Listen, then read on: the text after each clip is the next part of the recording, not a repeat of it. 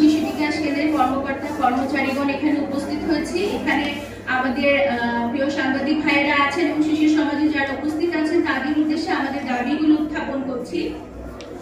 শিশু বিকাশ কেন্দ্রের কর্মকর্তা কর্মচারীদের বিগত মাসে প্রাপ্ত বকেয়া বেতন ও ভাতা অবিলম্বে পরিশোধ করা হোক, এটা আমাদের প্রথম এবং প্রধান দাবি। শিশু বিকাশ কেন্দ্রের কেন্দ্রসমূহকে রাজস্ব খাতের অন্তর্ভুক্ত করা হোক বা সরকারি সেবা বিশেষ সেবা দানকারী গুরুত্বপূর্ণ জরুরি সেবা হিসেবে চালুর বিশেষ উদ্যোগ গ্রহণ করা হোক। শিশু বিকাশ কেন্দ্রের কর্মকর্তা কর্মচারীদের কাজের স্বীকৃতি হিসেবে তাদের চাকরির অন্যান্য সুযোগ সুবিধা নিশ্চিত করা হোক। বিকাশজনিত সমস্যায় আক্রান্ত শিশু ও প্রতিবন্ধী শিশুদের সেবার মান উন্নয়নের জন্য শিশু বিকাশ কেন্দ্রগুলোর আধুনিকায়ন ও উন্নয়ন করা হোক।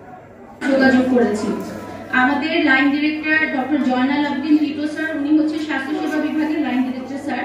উনি অক্টোবর 21 থেকে আছেন। উনি জানেন, আগে যারা ছিলেন সবাই জানেন, এবং আমরা ডিসি মহোদয়ের সাথে দেখা করেছি। একই সাথে এই বেতনটা কিভাবে দেওয়া যায় এটার জন্য থোক বরাদ্দ চাওয়ার জন্য আমরা যেটা করেছি, মন্ত্রণালয়ে সুপারিশ দিয়েছে। আমরা জেনেছি যে স্বাস্থ্য মন্ত্রণালয় থেকে ওটা ছাড় করেছে, অর্থ বাজেট শাখায় যে আটকে আছে। তো আমরা তো আসলে জানি না এই জটিলতার সমাধান কোথায়। আমরা সর্বাত্মকভাবে চেষ্টা করেছি আমাদের যোগাযোগ করার, কারণ আমরা কোনো রকম কোনো অ্যাগ্রেসিভ কোনো স্টেপে আমরা যেতে চাইনি। আমরা চেয়েছি আমরা যোগাযোগ করব, সমাধান হবে। এখন আমরা আসলে এমন একটা পরিস্থিতিতে এসে গিয়েছি যে আমরা জানি না, এবং আমরা জানি সামনে রোজা।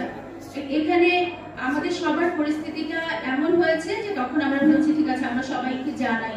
এখন পর্যন্ত কিন্তু আমরা কোনো রকম কোনো অবরোধ কোনো কিছু কোনো রকম মানুষের কষ্টের কারণ আমরা হতে চাইনি। আমাদের কষ্টটা সবাই উপলব্ধি করুক, এটা আপনাদের কাছে প্রত্যাশা।